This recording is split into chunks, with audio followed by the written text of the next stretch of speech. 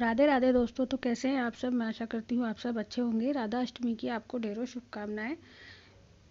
भाद्रपद माह के शुक्ल पक्ष की अष्टमी तिथि पर राधा अष्टमी मनाई जाती है। इस खास अवसर पर बरसाने में राधा रानी के मंदिरों समेत देश भर में किशोरी जी को समर्पित मंदिरों को बहुत ही सुंदर तरीके से सजाया जाता है। तो आइए देखते हैं इसको किस तरीके से इसकी पूजा की जाती है, इस व्रत की, और हमें क्या क्या करना चाहिए इस व्रत में। तो देखिए, सबसे पहले मैंने यहाँ पर लाल कपड़ा बिछा लिया है, चौकी लगा ली है और उस पर हम अष्टदल कमल बना लेंगे। तो देखिए, मैंने यहाँ पर अष्टदल कमल बना लिया है। राधा अष्टमी का जो व्रत है श्री कृष्ण जन्माष्टमी के बाद ही मनाया जाता है। इस दिन साधक व्रत रखते हैं। धार्मिक मान्यता है कि ऐसा करने से किशोरी जी प्रसन्न होती हैं। मान्यता अनुसार राधा अष्टमी को श्री राधा रानी के अवतरण दिवस के रूप में मनाया जाता है। अगर आप भी राधा अष्टमी को व्रत रखते हैं तो राधा अष्टमी के आने से पहले ये जान लीजिए कि यह व्रत कैसे करना है और इसके बारे में और कौन कौन से तरीके हैं, इसको अच्छे तरीके से जान लेंगे हम। तो देखिए, मैंने सिक्का, सुपारी, थोड़े से फूल, चावल और थोड़ी सी हल्दी इसमें डाल दिए कलश में और इस पर स्वास्तिक बना लिया है और इसके कंठ में भी मैंने यहाँ पर मौली बांध ली है। तो देखिए, इसको अब इसमें हम अशोक के पत्ते लगा देंगे। अगर आपके पास आम के पत्ते हैं तो आप वो लगा दें। और ये हमारा दीप कलश तैयार हो जाएगा। इस पर हम दीपक रखकर जला देंगे। और इसमें मैंने चावल भर लिए हैं। चावल टूटे हुए नहीं लेने हमें। तो देखिए, ये हमारा कलश तैयार हो गया है। आप दीपक देसी घी का भी जला सकते हैं और तिल के तेल का भी जला सकते हैं। तो सबसे पहले हमें व्रत का संकल्प लेना चाहिए और राधा रानी के मंत्रों का जाप करना चाहिए। देखिए, मैंने थोड़े से चावल रखकर गणेश जी को विराजमान कर दिया है और अब थोड़े से चावल रखकर राधा कृष्ण जी की फोटो यहाँ पर हम रख लेंगे। इसके बाद राधा कृष्ण से अपने जीवन में सुख समृद्धि की कामना करें, प्रार्थना करें। दिन भर व्रत रखें, संध्या काल में आरती कर फलाहार करें। इसके बाद अगले दिन पूजा अर्चना करने के बाद व्रत का पारण करते हैं। तो ये देखिए, मैंने यहाँ पर भगवान गणेश को जनेऊ समर्पित कर दी है। और इस व्रत में तामसिक भोजन बिल्कुल भी नहीं करना है हमें। फलाहार वगैरह भोजन ही और शुद्ध सात्विक भोजन ही करना चाहिए हमें। तो मैंने यहाँ पर कुछ फूल भी रख दिए हैं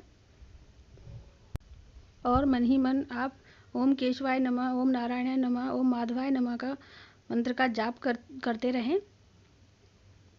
तो अगर आपको और कुछ नहीं आता है तो आप इन मंत्रों का जाप करें। अगर आप ज़्यादा कुछ नहीं कर सकते हैं तो आप इन मंत्रों का जाप करेंगे तो भगवान ज़रूर आपकी प्रार्थना सुनेंगे। तो देखिए, मैंने यहाँ पर माता राधा रानी को मैंने यहाँ पर श्रृंगार समर्पित कर दिया है। 5-7 की संख्या में श्रृंगार का सामान समर्पित कर सकते हैं और चंदन कुमकुम से टीका कर देंगे। भगवान श्री कृष्ण को चंदन से टीका करेंगे और राधा रानी को हम कुमकुम से टीका कर लेंगे। और देखिए, मैंने गणेश जी को यहाँ पर मोदक का भोग लगा दिया है। अभी गणपति जी का टाइम चल रहा है, गणेश जी हर जगह विराजमान है।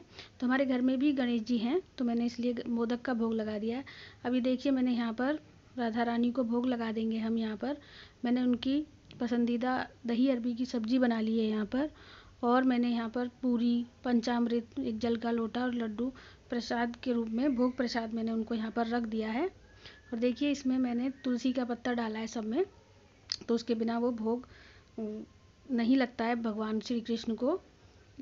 विष्णु भगवान का कोई भी रूप है, उनको तुलसी के बिना भोग नहीं लगाना चाहिए हमें। और गणपति जी का जो भोग है उसमें हमें तुलसी नहीं चढ़ानी है।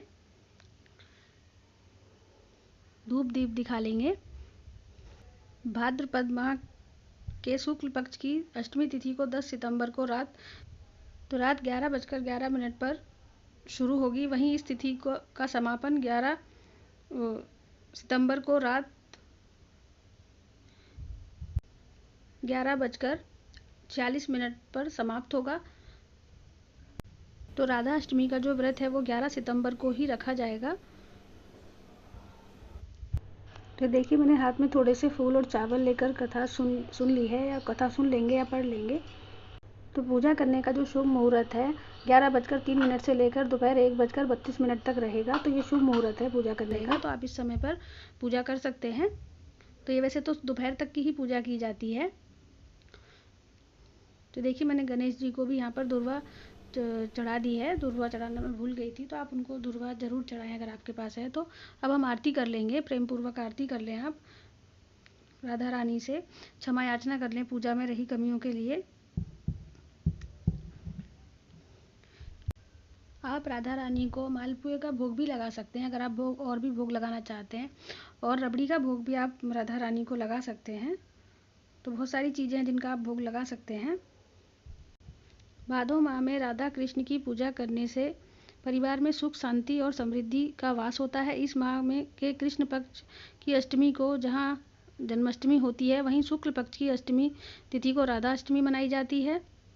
इन दोनों तिथियों पर राधा कृष्ण की पूजा का विधान है। हिंदू धर्म में राधा और कृष्ण की जोड़ी को प्रेम का प्रतीक माना जाता है। वैसे तो दोनों का एक ही स्वरूप है।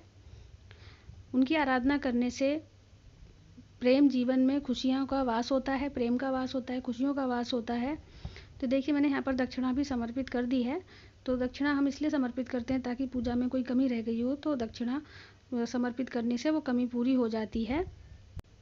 धार्मिक मान्यताओं के अनुसार जो लोग जन्माष्टमी का उपवास रखते हैं उन्हें राधा अष्टमी पर भी व्रत रखना चाहिए। ऐसा करने से कृष्ण जन्माष्टमी के व्रत का भी संपूर्ण फल मिलता है। इस दिन व्रत के साथ साथ लाडली राधा जी की पूजा संपूर्ण विधि से करनी चाहिए। इस दौरान उनकी आरती करने से मनचाहे परिणामों की प्राप्ति होती है। तो ये थी संपूर्ण वीडियो। तो आपको मेरी वीडियो कैसी लगी मुझे कमेंट करके ज़रूर बताएं। अगर मेरी वीडियो आपको अच्छी लगी है तो प्लीज़ मेरी वीडियो को लाइक करें, शेयर करें, कमेंट करें और प्लीज़ मेरे चैनल को सब्सक्राइब करना ना भूलें। तो मिलते हैं और ऐसे ही किसी ज्ञान से जुड़ी वीडियो में। राधे राधे दोस्तों, जय श्री कृष्ण।